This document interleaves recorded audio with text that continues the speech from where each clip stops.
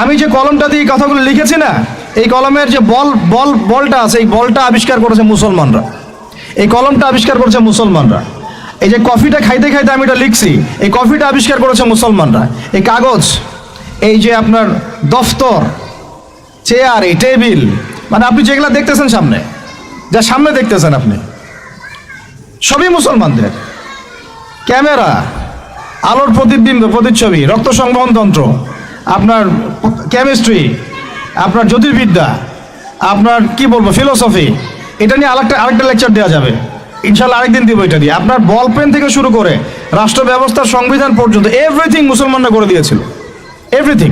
একটা সেক্টরও বাদ নাই, একটা সেক্টরও বাদ নাই। এটা গড়েছিল কারা? ওই যে 1200 বছর আগে চার খলিফার যুগে, উমাইয়াদের যুগে, আব্বাসীয়দের যুগে তারা এগুলো গড়ে দিয়েছিল। পরে যখন অধঃপতনের সময় শুরু হয়েছে আমাদের লাস্ট 220 বছর 300 বছরে, তখন পশ্চিমারা এগুলো আমাদের থেকে ধার করেছে, ধার করে নিয়ে ওর উপর দ্বারায় ওদের সভ্যতা নির্মাণ করেছে। এটার উপর বাহাস হতে পারে, ডিবেট হতে পারে, ওদেরকে বসতে বলেন, আমি বসতে রাজি আছি। এটার উপর বাহাস হতে পারে যে আমি বলছি যে কলমের বল থেকে শুরু করে আপনার কফি যেটা খাচ্ছেন আপনি, যে ল্যাপটপে আপনি অ্যালগোরিদম করে করে যে আমাদের ইসলামের বিরুদ্ধে বইপত্র লিখতেছেন, ওই অ্যালগোরিদম পর্যন্ত মুসলমানদের আবিষ্কার করা। এটা আমাদের এই জেনারেশনের 90%ই জানে না, হীনমন্যতায় ভোগে। অথচ চার খলিফার যুগে, আব্বাসীয়দের যুগে, উমাইয়াদের যুগে এগুলো আমরা আবিষ্কার করে বিশ্বকে দিয়েছি। এই যে মিসাইল ছুটতেছে ওরা, এই যে মিসাইল ছুটতেছে, পৃথিবীর সর্বপ্রথম মিসাইল আবিষ্কার করেছিলেন সাদ ইবনে আবি ওয়াক্কাস রাদিয়াল্লাহু আনহু। তার যখন তিনি বিজয় করতে গিয়েছেন আপনার রোমান সাম্রাজ্যে, তার বাহিনীতে খালিদ বিন ওয়ালিদ ছিলেন। ওই সময় ওটাকে বলা হতো মিনজানিক, ওটাকে মিসাইল বলা হতো না, বলা হতো মিনজানিক। এম শব্দটা রেখে দিয়েছে ওরা, মিনজানিক আরবি শব্দ, ওরা এখান থেকে মিসাইল শব্দ আনছে, কিন্তু কাজটা একই। ওইটা দিয়ে রোমানদের ওই দেওয়াল দুর্গ ভেঙে দেওয়া হয়েছিল দূর থেকে। আমি জাস্ট বলতে চাচ্ছি, চার খলিফার যুগে, আব্বাসীয়দের যুগে, উমাইয়াদের যুগে বিশ্বে মুসলমানরা যে প্রত্যেকটা ডিপার্টমেন্ট করে দিয়েছে, ওর উপর দাঁড়ায় আজকের এই পশ্চিমারা দাঁড়ায় আছে, এই বিশ্ব দাঁড়ায় আছে। এখন শিক্ষার মেরুকরণটা কি হলো তাহলে? লাস্ট 220 বছরে শিক্ষাটাকে ভাগ করে ফেলা হলো, যে তোমরা যারা দাড়ি টুপিওয়ালা মানুষ, তোমরা যারা ইবাদত বন্দেগী করতে চাও, তোমরা পড়বা কোরআন এবং হাদিস, তোমরা পড়বা উসুল, ফিকহ ইত্যাদি ইত্যাদি।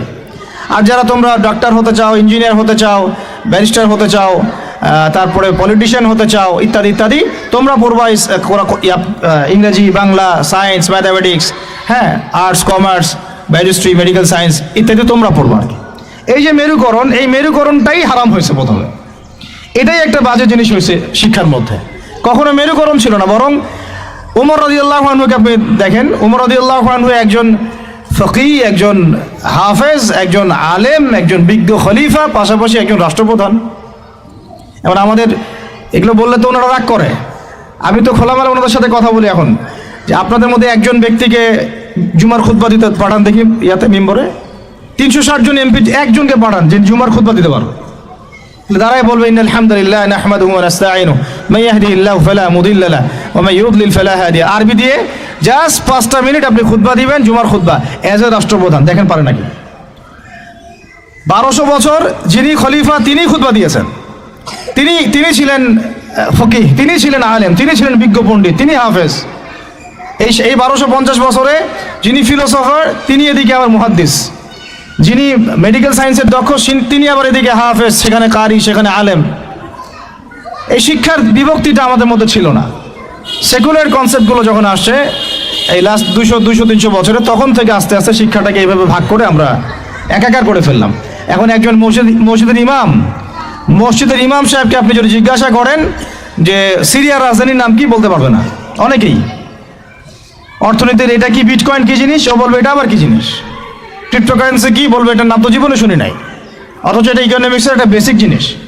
ইনফ্লেশন কি দেখবেন অনেকেই বলতে পারতেছে না, কিন্তু সে দাওরাত হাদিস পাস করেছে, ইফতা দিয়েছে, তাখাসসুস করেছে। তাহলে শিক্ষাটাকে আমরা এভাবে ভাগ করে ফেললাম। এদিকে আবার যারা জেনারেল লাইন আমরা পড়েছি, ধরেন জিজ্ঞাসা করেন যে ফরজ গোসল কেমন করে করতে হয়, সবাই ফরজ গোসল করি, কিন্তু আমরা যারা ম্যাচিউরড এবং ম্যারিড, অনেকেই মাসালা ভুল আছে। অনেকেই পর্দা করে, পর্দার ফরজগুলো বলতে পারবে না। নামাজ, সবাই নামাজ পড়ে, নামাজের আরকান আহকামগুলো বলতে পারতেছে না। আমাদের এই যে ইয়াং জেনারেশন যারা স্কুলে, কলেজ, ইউনিভার্সিটিতে পড়েন, আপনি সবাইকে ধরে অজুর খালি 4টা ফরজ জিজ্ঞাসা করেন, অজু 4 ফরজ কি বলো দেখি, দেখবেন বলতে পারতেছে না। তো এই যে অবস্থাটা, এটা কি আপনাদের কাছে মনে হয় এমনি এমনি হঠাৎ করে হয়েছে? নো, এটা বিগত 100-200 বছরের ওদের মেহনতের ফসল। আর আপনারা কি চাচ্ছেন এটা একদিনে একটা স্কুল দিয়ে চেঞ্জ করতে? মোটেই পসিবল না, আর মোটেই পসিবল না। আর যদি মনে করেন একজন ভাই, একটা সরকার, একটা প্রশাসন, একটা ইসলামিক দল, তার উপর দায়িত্ব চাপাই দিলে আমরা দায়মুক্ত হব, কোনোদিনও সম্ভব না। আমাদেরকে এরকম 30-40 বছরের একটা মিশন নিয়ে নামতে হবে। 30 বছর একটা মিশন নিয়ে নামতে হবে। 30 ইয়ার্সে আমরা কোন জেনারেশন দেখতে চাই। এই আমার মেয়েটার বয়স যখন, এখন বয়স ওর 5 বছর 6 বছর, ওর বয়স যখন 20 বছর হবে, তখন আমি ওকে কোন জায়গায় দেখতে চাই, এবং এই 15 বছর আমি কিভাবে পড়ালে ওকে আমি ওই জায়গায় নিতে পারবো, এই ফিকিরটা আমাদেরকে করতে হবে। এখন কাজ মোটামুটি করা হয়ে গেছে, খালি দরকার সমন্বয়। এই দুইটাকে সর্বোচ্চ সমন্বয় করা। এখন সমন্বয় আবু তোহা আদনান ভাই করবে না, সমন্বয় মিজানুর রহমান আজহারি ভাই করবে না, সমন্বয় বাংলাদেশের শিক্ষামন্ত্রীর দিকে তাকায় থেকে লাভ নাই, সমন্বয় অমুক হুজুর তমুক দল তারা করবে না। সমন্বয়ের দায়িত্ব আপনার সবার, আপনাদের সবার। কারণ সন্তান তো আপনার ফিকির কি, আপনার চিন্তা কি? আমরা সবাই রেডিমেড পাইলে সেখানে গিয়ে একটা জিনিসকে মানে নার্সিং করতে চাই, যে ওরা করুক তারপরে গিয়ে আমি জয়েন হব না। এই চিন্তাটাই ত্যাগ করতে হবে। আপনাদেরকেই তৈরি করতে হবে প্ল্যাটফর্ম, আপনাদেরকে প্ল্যাটফর্ম তৈরি করতে হবে। আমি খোলামেলা কথা বলতেছি, আপনাদেরকে জায়গা দিতে হবে রংপুরে। যদি রংপুরে চান যে এরকম কোনো স্কুল না, এটা তো স্কুল একটা বিগিনিং, প্লে থেকে 5 পর্যন্ত, ওরা মাস্টার্স পড়বে না, মাস্টার্স পরীক্ষা দিবে না, ওই পর্যন্ত তার আরও 15 বছর বাকি আছে। এই 15 বছরও তো এই লাইনে গেলে ওকে জানোয়ার বানাই দিবে। এই 15 বছর যদি এই লাইনে যায়, দেখা এমন হতে পারে ও সমকামী হয়ে গেছে। ও কয়দিন পরে এসে একটা ছেলেকে বিয়ে করে এসে বলবে যে ও তো মনে মনে মেয়ে তাই বিয়ে করছি, তখন আপনি মুখ দেখাবেন কিভাবে? এমন তো হইতেই পারে, অস্বাভাবিক কিছু না, এগুলো হচ্ছে তো এখন। তো এখন আমি খোলামেলা কথা বলতেছি যে এই দায়িত্বটা আমার বা আমাদের একার নয়। ভুল ধরা যাবে অনেক, আমাদের সীমাবদ্ধতার শেষ নাই, ভুলের কোনো শেষ নাই, স্বীকার করতেছি। এরা চেষ্টা করতেছে, কিন্তু আমি জানি চেষ্টাটা মানে প্রয়োজনের তুলনায় নিতান্তই কম। আমাদেরকে সবাই মিলে চেষ্টা করতে হবে। আগে দরকার জায়গা। যদি আপনার জায়গা থাকে বা আপনাদের যদি জায়গা থাকে, আগে আপনারা জায়গা দেন রংপুর শহরে। কারণ আমরা চাই না যে কোনো জায়গায় কারো বাসায় ভাড়া নিয়ে আমাকে প্রতিষ্ঠান করতে হয়, এটা আমি চাই না। এটা আমরা কেন করব এটা? আমরা যদি আমাদের বাচ্চাদের ফিউচারের জন্য উদ্বিগ্ন থাকি, তাহলে আপনারও তো উদ্বিগ্ন হওয়া উচিত। আপনার যদি 100% জমি থাকে, 10% দিয়ে 20% দিয়ে দেন, 50% ওয়াকফ করে দেন। এটা আপনার কেয়ামতের জন্য, কেয়ামতের মাঠ পর্যন্ত জারিয়া হয়ে থাকবে ইনশাআল্লাহ।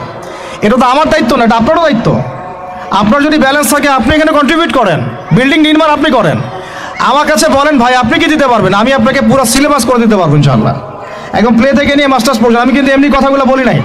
আমাকে যদি গভর্নমেন্ট এখনও ডাকে, কল করে উপরের লেভেল থেকে, আমি বলছি 5 বছর সময় নিব, খালি জাস্ট 5 বছর সময় নিব ইনশাআল্লাহ। আমাকে 100 জনের প্যানেল দিয়ে দেন, পুরো শিক্ষা সিস্টেম চেঞ্জ করে দেওয়া যাবে ইনশাআল্লাহ। আল্লাহ পাক আমাদেরকে বুদ্ধি প্রতিবন্ধী হিসেবে তৈরি করেন নাই। যারা আছে এদের মাথায় কি আছে, এরা কি পাস করে আসছে, এটা আমরা খুব ভালো করে জানি, আমরা খুব ভালো করে জানি। কিন্তু আমরা অন্যকে আন্ডারএস্টিমেট করতে যাচ্ছি না। আমাদের নিজেদের উপর কনফিডেন্স আছে আমাদের, এটাকে চেঞ্জ করা খুবই সম্ভব, ভেরি মাচ পসিবল। এই ক্লাস 5 পর্যন্ত বাচ্চাদেরকে যদি আমরা এভাবে গড়ে তুলতে পারি, আস্তে আস্তে পর্যায়ক্রমে 8, 9, 10 এভাবে গিয়ে আমরা ইনশাল্লাহ মাস্টার্স পর্যন্ত যেতে পারবো ইনশাল্লাহ। আর যদি দেখা যায় না এই সিস্টেমে পারছি না, তাহলে কোনো সমস্যা নেই, আমরা এটার নাম মাদ্রাসা দিয়ে দিব, কোনো সমস্যা নাই। তোহা জিন্নুরাইন ইসলামিক স্কুলের দরকার নাই, আমার তোহা জিন্নুরাইন ইসলামিক মাদ্রাসা থাকলেও চলবে। স্কুলই হতে হবে শেষে, নট নেসেসারি। আমার দরকার সিলেবাসটা কি, আমি পড়াচ্ছি কি, আমার এনভায়রনমেন্ট কি, আমার বাচ্চারা খেলতেছে কিনা, ভালো খাচ্ছে কিনা, ওর পরিবেশ কেমন, এটা মূল কথা, আমার টাইটেলটা মূল কথা না। আর এই প্রজেক্টটা আমরা চাই সারা বাংলাদেশের 64টা জেলায় একটা করে বড় বড় ইউনিভার্সিটি হোক, এবং 68,000 গ্রাম বাংলায় একটা করে মক্তব হোক। তাহলে দেখবেন আগামী 20 বছরে আমি ইনশাআল্লাহ আপনাদেরকে একটা প্রজন্ম করে দিতে পারবো ইনশাআল্লাহ। তবে এই দায়িত্বটা কিন্তু আমার একার না। আমি আপনাদেরকে উদাত্ত আহ্বান খোলামেলা বলতেছি, আপনাদেরকে আগে আসতে হবে। জায়গা থাকলে জায়গা দেন, আপনাদের অর্থের কন্ট্রিবিউশন করতে পারেন সেটা করেন, যদি আপনি ব্যালেন্স দিতে পারেন সেটা করেন, ফাইন্যান্সে হেল্প করতে পারেন সেটা করেন। যদি আপনি এত কিছু না পড়েন, আপনার কিছু একটা বিল্ডিং আছে, আল্লাহর জন্য দিয়ে দেন। এটা আপনি আমাদেরকে দিচ্ছেন না, আল্লাহর জন্য দিচ্ছেন। আপনি যদি এটাও না পারেন, অন্তত তাহাজ্জুদে আমাদের জন্য দোয়া করেন, অন্তত দোয়া করেন, অথবা বুদ্ধি দেন, পরামর্শ দেন, বা ধৈর্য ধরে সবর করে আমাদের সাথে থাকেন, থেকে 10টা বছর ওয়েট করেন, দেখেন কি হয়। আমার শুধু আমার মেয়েকে নিয়ে ফিকির না তো, এই প্রত্যেকটা বাচ্চা আমার বাচ্চা, আল্লাহর কসম করে বলতেছি। প্যালেস্টাইনে যখন আমরা দেখি যে আমাদের এক একটা বাচ্চা না খেয়ে মারা যাচ্ছে, তখন আমার নিজের যৌবনের উপর আমার ধিক্কার আসে যে আমি যুবক এখানে বসে আছি আর আমি এই মানে কি বল মন্দের ভালো কিছু কাজ করার চেষ্টা করতেছি, অথচ আমাদের এই যে কচিকাঁচা বাচ্চাগুলো প্রত্যেকদিন বোমের শিকার হচ্ছে। ধিক্কার আমাদের যৌবনের উপরে, আর ধিক্কার আমাদের ক্ষমতার উপরে, আর ধিক ওইসব রাজতন্ত্রের উপরে যাদের ভিত্তির উপর দাঁড়ায় ওই কাজগুলো তারা করতেছে। তো আমি বলতে গেলে অনেক বেশি আবেগী হয়ে যাই, তো ওইদিকে আমি যাচ্ছি না। বাচ্চাদের ক্ষুধা পাইছে, আমি শেষ করে দিচ্ছি। আমি জাস্ট আপনাদেরকে 10টা নসিহা করব, জাস্ট পয়েন্ট বাই পয়েন্ট। আমি ফজরের পরে এটা বসে লিখেছিলাম। আপনারা এই 10টা কাজ কখনো ছাড়বেন না। আমাকে ওয়াদা করেন এই 10টা কাজ আপনারা বাচ্চাদের ফিউচারের স্বার্থে কখনো ছাড়বেন না ইনশাআল্লাহ। আমার 1 মিনিট শেষ করে দিচ্ছি। আমার আহ্বান আপনাদের প্রতি একটাই, যে দায়িত্ব এটা আমাদের একার না। ইসলামিক স্কুল করা চারটাখানি কথা না। আমরা এমন একটা সমাজে বাস করি, ভালো কিছু দেখলেই বিভিন্ন লকব লাগায় দেওয়া শুরু করি। কালকে যদি আমাকে একটা লকব লাগায় দেয়, আপনি তো কিছু করতেও পারবেন না। অতএব এই কাজটা আমার একার নয়, এই কাজটা আমাদের সবার। ভালো কিছু দেখলেই আমরা ট্যাগ লাগানো শুরু করি। আর আমাদের ভিতরে যে শত্রুরা আছে, এরা থাকলে বাইরের শত্রুর দরকারই নাই। আর খোলামেলা কি বলবো আপনাদেরকে? ইসলামিক স্কুল করাটা মূল উদ্দেশ্য না আমাদের উদ্দেশ্য হচ্ছে ইসলামিক ইউনিভার্সিটি করা, প্রত্যেক জেলায় অন্তত একটা করে, যেখানে একটা বড় ক্যাম্পাস থাকবে, আবাসিক জায়গা থাকবে, নুরানি থেকে শুরু করে নাজেরা, হিপস, একদম দাওরা ইফতা পর্যন্ত, পাশাপাশি প্লে থেকে মাস্টার্স পর্যন্ত, এই দুটাকে কম্বাইন করা হবে ইনশাআল্লাহ। এটার জন্য আপনাদের পক্ষ থেকে আমাদের দরকার সহযোগিতা।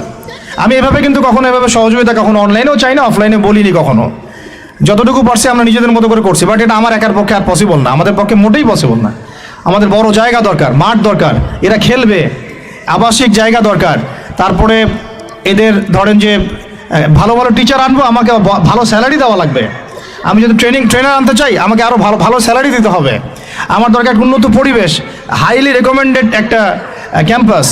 আমার দরকার স্থায়ী ক্যাম্পাস, যেটা আমাদের স্থায়ী তোহা জিন্নুরাইন অ্যারাবিক মাদ্রাসার নামে ওয়াকফ করা, যেখানে অন্য কারো হস্তক্ষেপ থাকবে না।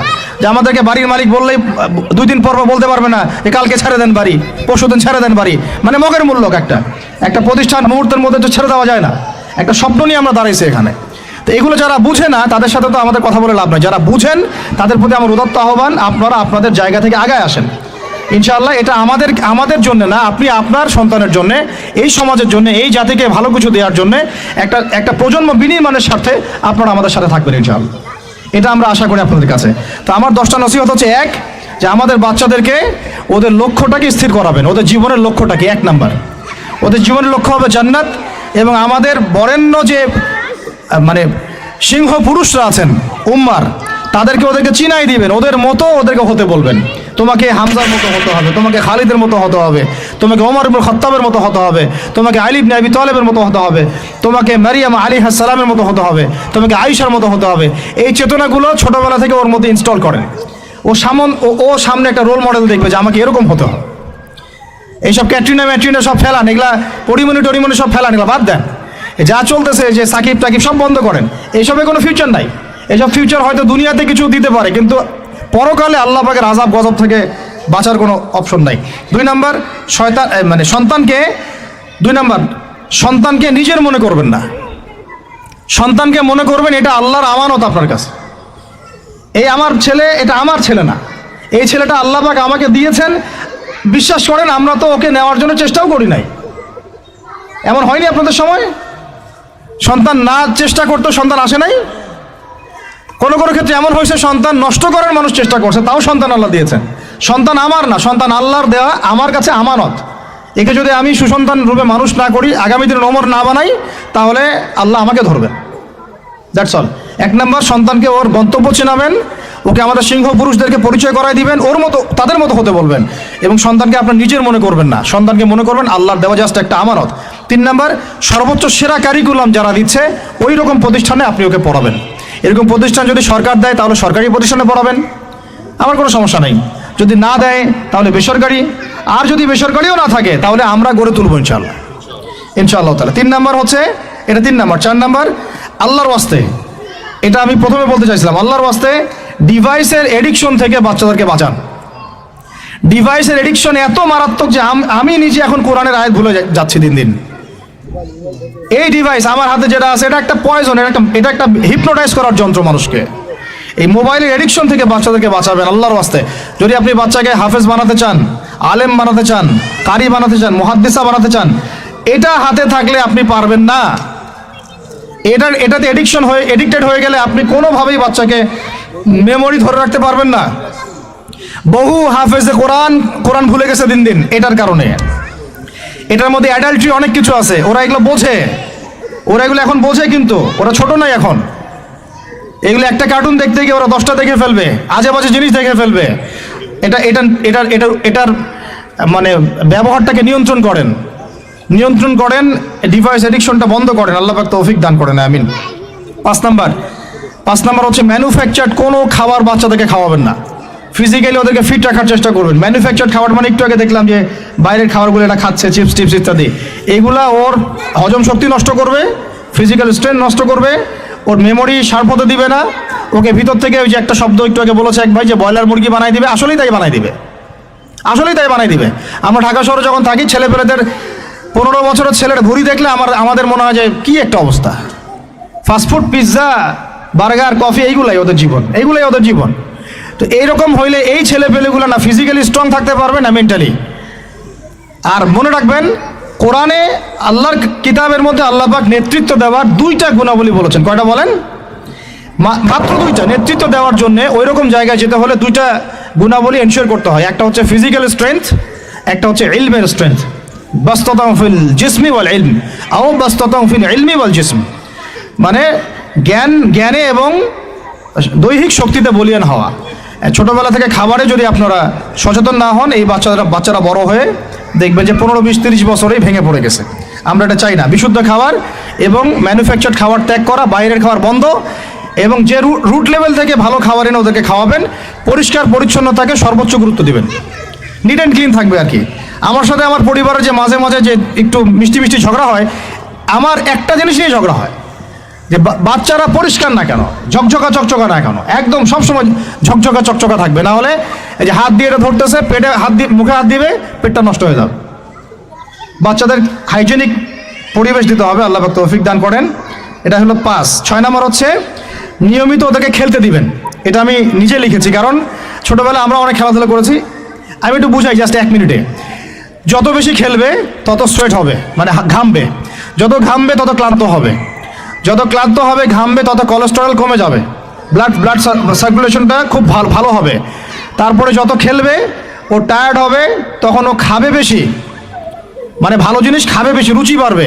যত ভালো খাবে ঘুম তত ক্লিয়ার হবে, ঘুম যত ক্লিয়ার হবে ওর ব্রেন তত শার্প হবে, ব্রেন যত শার্প হবে ও অল্প সময়ে যা পড়তে পারবে, যা মুখস্থ করতে পারবে, এটা 10 ঘন্টায় আপনি পারবেন না। বিশ্বাস করেন, আমি আমার স্টুডেন্ট লাইফে কোনোদিনও মনে হয় 2 থেকে 3 ঘন্টার বেশি পড়ি নাই, কোনোদিনও না, কোনো পরীক্ষার আগেও না, এসএসসি, এইচএসসি, ইন্টার, মাস্টার্স, কোনো পরীক্ষার আগেও না। আমার তো মনে আছে যে আমি ওই ইন্টারমিডিয়েট পরীক্ষার আগে আমরা ভিডিও গেম খেলতে গেছিলাম, মোস্তফা, মনে আছে আপনাদের? মনে নেই অনেকে। ওই যে কাচারি বাজারে, এই যে কাচারি বাজারে আগে এখানে একটা গেমিং জোন ছিল, আপনাদের অনেকে মনে আছে যারা আমার এজের আছেন, মনে নেই আপনাদের? হ্যাঁ ভাই, জানেন তো, বাক্সের মধ্যে থাকতো, হ্যান্ডেল থাকতো। কালকে পরীক্ষা বলছে, পরীক্ষা দূর, কিসের পরীক্ষা? আমার ইংরেজি আগে পড়া আছে, আমার পড়া লাগবে না, এত কনফিডেন্স, বিকজ 1 ঘন্টা পড়ছি, আমার হয়ে গেছে। তো এই হলো অবস্থা। মানে বাচ্চাকে খেলতে দিতে হবে, খেলতে দিলে ওর ব্রেন ডেভেলপমেন্টে অনেক কাজে দিবে, ক্ষুধা বাড়বে, ঘুম ভালো হবে, ইনশাআল্লাহ তাআলা ওরা পড়া দ্রুত মনে রাখতে পারবে ইনশাআল্লাহ তাআলা। 7 নাম্বার হচ্ছে ভাই, এটা আমাদের ভাই বোনদের জন্য, যে পারিবারিক বন্ধনটা ভালো রাখেন। যে পরিবারে হাজব্যান্ড ওয়াইফের বন্ধন ভালো না, ওই পরিবারে ভালো সন্তান গড়ে উঠবে না। ওরা অনেক কিন্তু দেখবেন যে মানে মেন্টালি অনেক ডিপ্রেসড হয়ে যাবে। পারিবারিক বন্ডিংটা খুব ইম্পর্টেন্ট। এই জন্য আমরা দোয়া করি আল্লাহ পাক যেন সবার মধ্যে পারিবারিক বন্ডিংটা ভালো রাখেন এবং পারিবারিক কলহ থেকে আল্লাহ পাক আপনাদেরকে হেফাজত করেন, আমিন।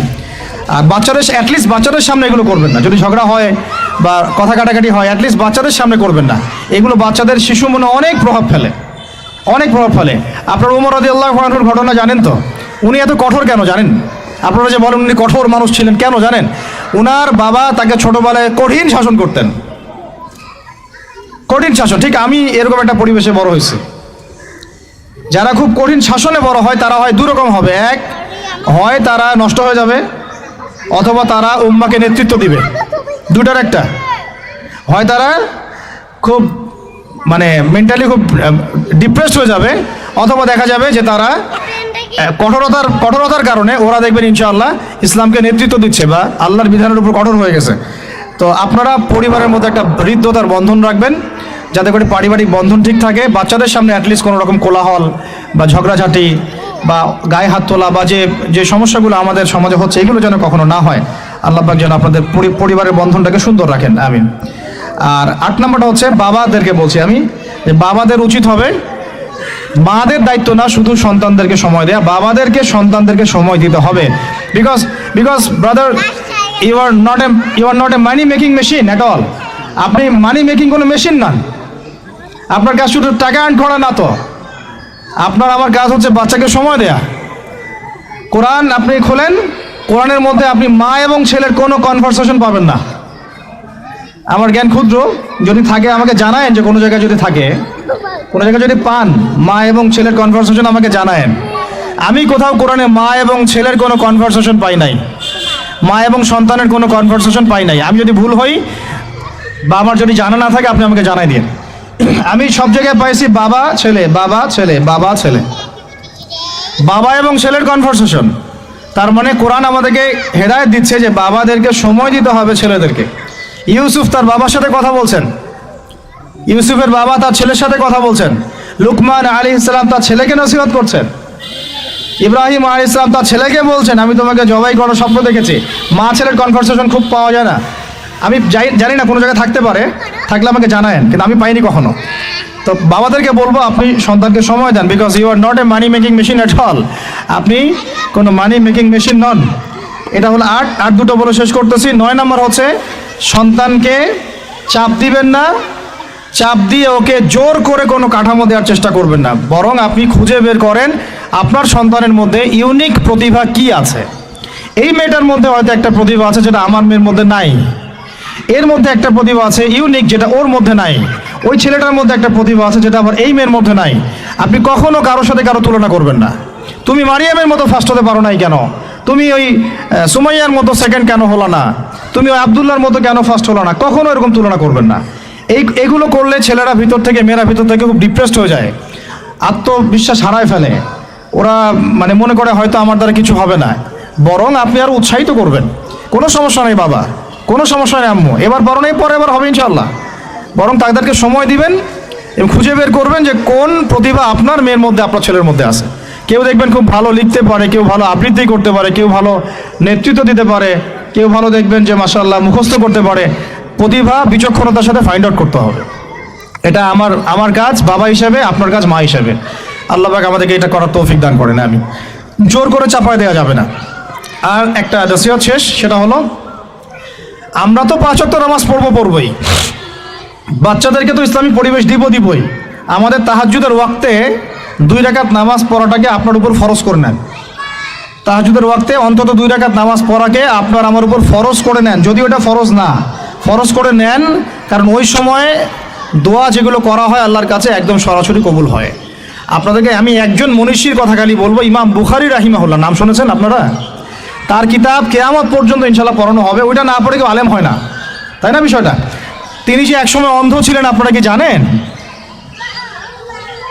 তিনি যে একসময় চোখে দেখতে পারতেন না, আপনারা কয়জন জানেন?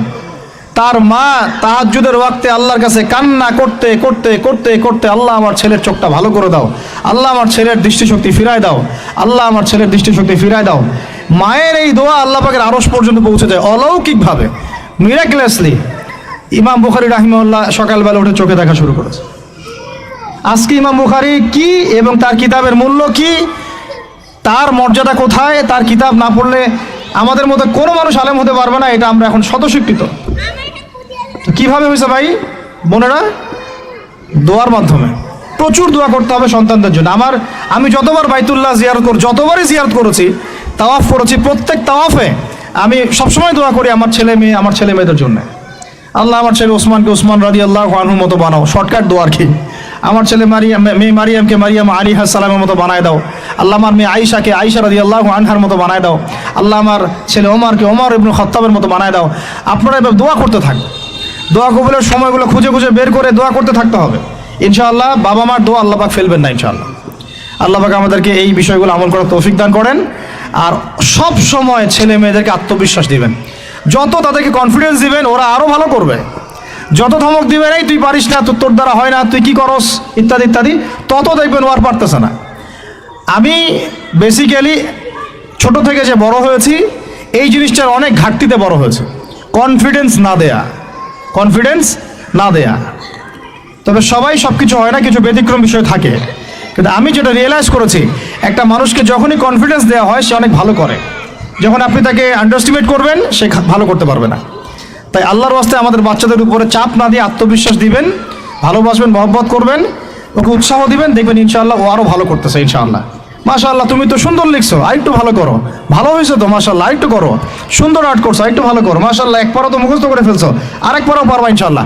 ওকে এইভাবে বুস্ট আপ করতে থাকেন ইনশাআল্লাহ তাআলা। দেখবেন এভাবে যদি একটা পরিকল্পনা মাফিক আমরা আগাই, জাস্ট 20টা বছর সবর করি যদি আমরা, আল্লাহ পাক যেন আমাদেরকে তৌফিক দান করেন, টানা 20 বছর যদি আমরা নেক হায়াতের সাথে এভাবে রাত দিন 24 ঘন্টা নিরলস দিনের কাজ করতে পারি, অ্যাটলিস্ট এডুকেশন সেক্টরে, আমাদের তো পলিটিক্যাল সেকশন নাই, ইকোনমিক সেকশন আমাদের হাতে নাই, অ্যাটলিস্ট শিক্ষা সেক্টরে যদি আমরা এভাবে কাজ করতে পারি, আগামী 20 বছরে বাংলাদেশের শিক্ষা ক্ষেত্রের হুলিয়া পরিবর্তন করে ফেলা সম্ভব ইনশাআল্লাহ। কারণ সব কিছু নতুন করে করা লাগবে না, আমরা শুধু সমন্বয় করব, পরিবেশ করব এবং আমাদের জানমাল, সময়, শ্রম, জমি জমা এগুলো ওয়াকফ করবো ইনশাআল্লাহ আল্লাহর জন্য। এবং এগুলো করলে লাভ কি হবে, ওই বিখ্যাত হাদিসটা দিয়ে শেষ করতেছি, যে নবী সাল্লাল্লাহু আলাইহি ওয়াসাল্লাম বলেছেন, ইযা মাতাল ইনসান, যখন মানুষ ইন্তেকাল করবে বা করে, ইনকাতা আনহু আমালু, তার আমল নামাটা কেটে দেওয়া হয়, বন্ধ হয়ে যায়, ইল্লা সালাস, 3টা রাস্তা খালি জারি থাকে। 1 নম্বরই হচ্ছে সাদাকায়ে জারিয়া, মানে এমন সাদাকা, এমন কন্ট্রিবিউশন যেটা আমার ইন্তেকাল, আপনার ইন্তেকালের পরেও একেবারে চলতে থাকবে, লং টাইম সাস্টেন করতে থাকবে, এটা একটা। 2 নম্বর ওয়ালাদুন সালেহ, আমার নেককার সন্তান বা আপনার নেককার সন্তান, যে আপনার আমার জন্য কালকে আমাদের মানে পরকালে বারজাখের জীবনে আমরা যখন থাকবো তখন তারা দোয়া করতে থাকবে। আর আমি বলছি আমার ওমরই শুধু আমার ছেলে না, আপনাদের সবার সন্তান আমার সন্তান, আপনাদের সবার মেয়ে আমার মেয়ে। আমি এভাবে কখনো চিন্তা করি না যে এই যে প্রতিষ্ঠানগুলো আমরা করতেছি বা যে প্রজেক্টগুলো আমরা নিচ্ছি হাতে, এগুলো শুধু আমার ছেলের জন্য, আমার মেয়ের জন্য, কোশ্চিন কালেও না। এদেশের প্রত্যেকটা শিশু আমার শিশু, আমার ছেলে আমার মেয়ে, এদেশের প্রত্যেকটা বোন আমার বোন, এদেশের প্রত্যেক ভাই আমার ভাই। ওইভাবে চিন্তা করে আমাদেরকে না গেলে আমরা জাতিগত পরিবর্তন আনতে পারবো না। তখন আমরা স্বার্থপর হয়ে যাবো, আমার ছেলে বাঁচলেই হইলো, আমার মেয়ে বাঁচলেই হইলো। তখন হবে কি, আমার ছেলে আদতে বাঁচতে পারবে না, আমার মেয়েও বাঁচতে পারবে না, কারণ ফিতনা যখন সব জায়গায় ছড়ায় পড়বে আমার ঘরেও তো ঢুকবেই, স্বাভাবিক। আর শেষ নম্বরটা হচ্ছে আল ইলম, এমন জ্ঞান ইউনতাফাউ বিহিন নাস, যে জ্ঞান দিয়ে মানুষ উপকৃত হয়। এই হলো শিক্ষা প্রজেক্টগুলো। আল্লাহ পাক এই হাদিসটার উপর আমাদের সবাইকে আমল করার তৌফিক দান করেন, আমিন। আর আমি লম্বা করছি না, আপনাদের অনেকেই ক্ষুধার্ত, আমাদের বাচ্চারা ক্ষুধার্ত। আমরা দোয়া করি আল্লাহ পাক যেন আমাদের সবাইকে পবিত্র কোরআন এবং নবীর হাদিস অনুযায়ী জীবন করার তৌফিক দান করেন। 1 নম্বর, সবাইকে যেন আমাদের এই শিক্ষা প্রজেক্টের সাথে আপনাদেরকে সম্পৃক্ত করেন, আমিন। আমাদের জীবনের গন্তব্যটা আমাদেরকে ফিক্স করার তৌফিক দান করেন, বাচ্চাদেরকে মানুষ করার তৌফিক দান করেন, সবাইকে হালাল খাওয়ার তৌফিক দান করেন, ধৈর্য ধরার তৌফিক দান করেন, নেক আমল আল্লাহ পাক যেন বেশি বেশি করার তৌফিক দেন এবং সুন্নাহ ভিত্তিক জীবন করার তৌফিক দেন। এছাড়াও আমি দোয়া করি মন থেকে আল্লাহ পাক যেন আমাদের বাচ্চাদেরকে সুস্থ রাখেন, আমাদের প্যারেন্টসদেরকে সুস্থ রাখেন, টিচার্সদেরকে সুস্থ রাখেন এবং আমাদেরকে সুস্থতার সাথে আল্লাহ পাক লম্বা সময় দিনের কাজ করার তৌফিক দান করেন। এবং ভিতরে বাহিরে যত ইসলাম বিরোধী অপতৎপরতা আছে এগুলোকে আমাদেরকে সাহসিকতার সাথে ফেস করার তৌফিক দান করেন, আমিন। আর আমি সর্বশেষ আবারও বলতেছি যে এই দায়িত্বগুলো আমাদের একার না। প্রিয় দিনী ভাই এবং বোনেরা, আপনাদের সবার দায়িত্ব আগায় আসেন। আমি এভাবে আগে কখনো বলি নাই, এখন বলতেছি বিকজ আমি চাই না আমাদের কোনো প্রতিষ্ঠান কোনো মানুষের ছত্র ছায়ায় থাক। প্রত্যেকটা প্রতিষ্ঠান, প্রত্যেকটা মার্কাজ, প্রত্যেকটা ক্যাম্পাস শুধু হবে আল্লাহর জন্যে, আল্লাহর জমিতে, আল্লাহর বিল্ডিং, এটা কিয়ামত পর্যন্ত এভাবে থাকবে ইনশাআল্লাহ। এটা আমার কোনো ব্যক্তি মালিকানায় না, আল্লাহর জন্য ওয়াকফ করার আমাদের জায়গা দরকার, কনস্ট্রাকশন দরকার, ফাইন্যান্স দরকার ইনশাআল্লাহ তাআলা। আল্লাহ পাক আমাদেরকে যে নিয়ামতগুলো দিয়েছেন এগুলো যদি আমরা সবার সামনে মানে সুষ্ঠুভাবে উপস্থাপন করতে পারি, আমি আশা করি সারা দেশ বিদেশের অনেক মানুষ আগে আসবে ইনশাআল্লাহ তাআলা। আল্লাহ পাক আমাদেরকে প্রত্যেকটা বিভাগীয় শহরে এরকম প্লে থেকে নিয়ে মাস্টার্স পর্যন্ত, দ্যাট মিনস নুরানি থেকে নিয়ে ইফতা পর্যন্ত এইরকম একটা ক্লাসিক্যাল প্রতিষ্ঠানগুলো, মার্কাজগুলো গড়ে তোলা তৌফিক দান করেন, আমিন। আমি আজকের মতো এখানে শেষ করছি। আকুলু কওলি হাযা আস্তাগফিরুল্লাহ লি ওয়া লাকুম ওয়া লিসাইরিল মুসলিমিন। বারাকাল্লাহু লানা ওয়া লাকুম বিল আয়াতিল হাকীম। ইন্নাহু তাআলা জাওয়াদুন কারীম ওয়া রাউফুর রহিম।